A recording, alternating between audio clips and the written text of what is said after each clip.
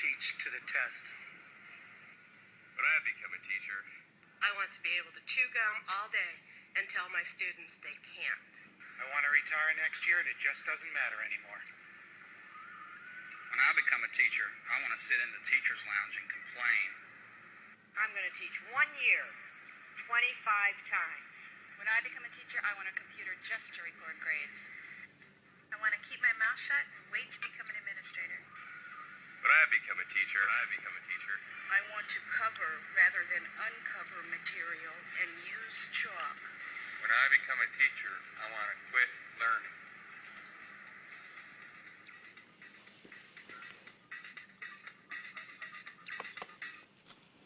Don't be like us, be different. I want for a minute for you to pretend as if you're interviewing positions in your house for your child's teacher, okay? And let me just say that I have children ranging from age 8 to 21. I have 6 children of my own, so I've been personally involved in our Texas local schools for 21 years.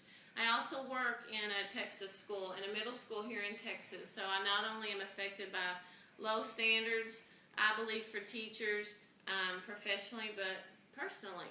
So let's pretend for a moment that you're allowed to interview your teacher, but of course everybody gives their best foot forward on an interview. So this is a unique interview where you get to talk to the children of those teachers or the parents of those teachers. And I'm going to give you specific instances and answers of children in my house, how they would answer the question. The first question might be, do you think your teacher did a good job? And one of my sons would say, well, she slept at her desk each day, so I didn't get to learn very much. That's a true story. You may ask them, did you like your teacher? And one of my children would say, she never smiled. She never said good morning. She doesn't celebrate our birthdays. She doesn't like me. Another instance would be, do you feel safe with your teacher? And one of my daughters would say, no, I do not feel safe. My teacher touches my arms and my thighs and my back. He makes me uncomfortable. And I could go on, but I don't have the time to do that today. Those are true instances that happen to my children, and those are just 3. I have written down a page of those over the past 21 years, and I had to fight to make those things change. Out of all of those instances, only one teacher was ever reprimanded or let go, and that was the male teacher who had touched students inappropriately and had gone unnoticed for many, many months. And that's an extreme case, I know. But that leads me to my point of we have a low standard of teaching for teachers in our schools these days. I believe it stems from our administration. They are so readily filling vacancies that they don't look at the quality of the teacher. I asked a principal yesterday at our school, do you look at their grades? Do you look at the way they teach? Do you look at their attitudes? I look at the teaching certificate, they said.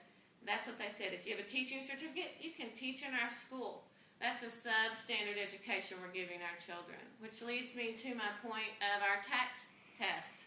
We have taught, because the state of Texas has a mandate, we have taught to the tax. Our teachers teach the tax from August to April, and after April we're done teaching.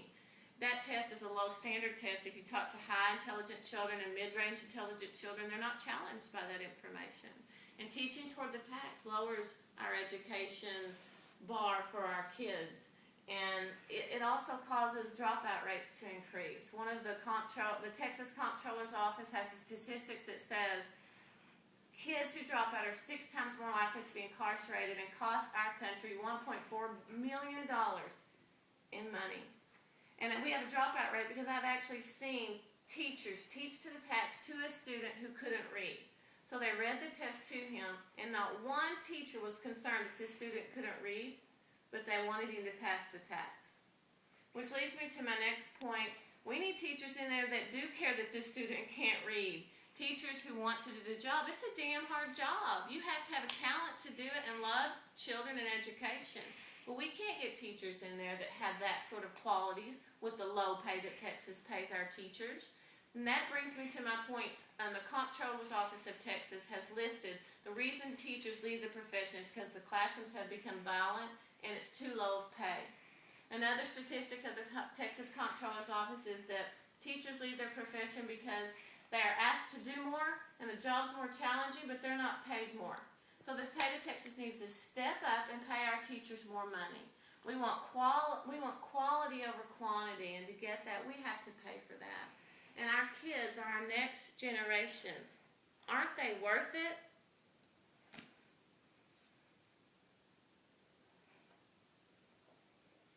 I'm done. Did you stop? No. Okay, we'll stop.